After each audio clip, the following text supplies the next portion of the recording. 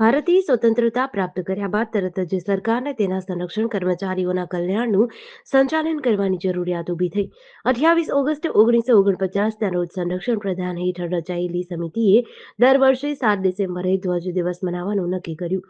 સશસ્ત્ર સેનાનો ધ્વજ યુનાઇટેડ કિંગડમના સંરક્ષણ મંત્રાલય જેવો જ છે, જેનો સૌપ્રથમ ઉપયોગ 1956માં સાથી કોમનવેલ્થ સભ્યો સાયપ્રસ, ભારત, કેન્યા અને નાઇજીરિયા દ્વારા કરવામાં આવ્યો હતો. ધ્વજ દિવસ મનાવવા પાછળનો વિચાર સામાન્ય લોકોને ત્રણેય સશસ્ત્ર સેનાઓનું પ્રતિનિધિત્વ કરતા લાલ, ઘેરા વાદળી અને આછા વાદળી રંગોના નાના ધ્વજનું વિતરણ કરીને તેના બદલામાં નાગરિકો પાસેથી દાન એકત્ર કરવાનો હતો. દેશ માટે લડતા સશસ્ત્ર દળોના જવાનોના પરિવારો અને આશ્રિતોની સંભાળ લેવાની નાગરિકો તેમની જવાબદારી સમજે તે પણ આ ધ્વજ દિવસની ઉજવણી માટેનો એક હેતુ હતો.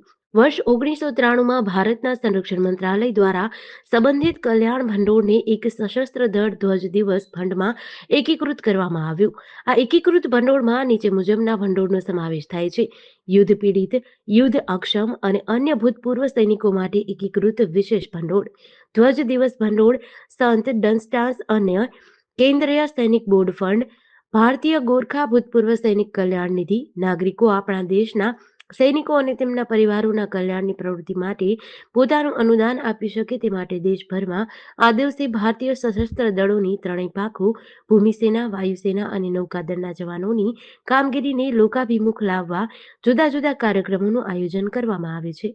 GDC ન્યૂઝ સાથે જયેન્દ્રસિંહ ઝાલા, લખતર.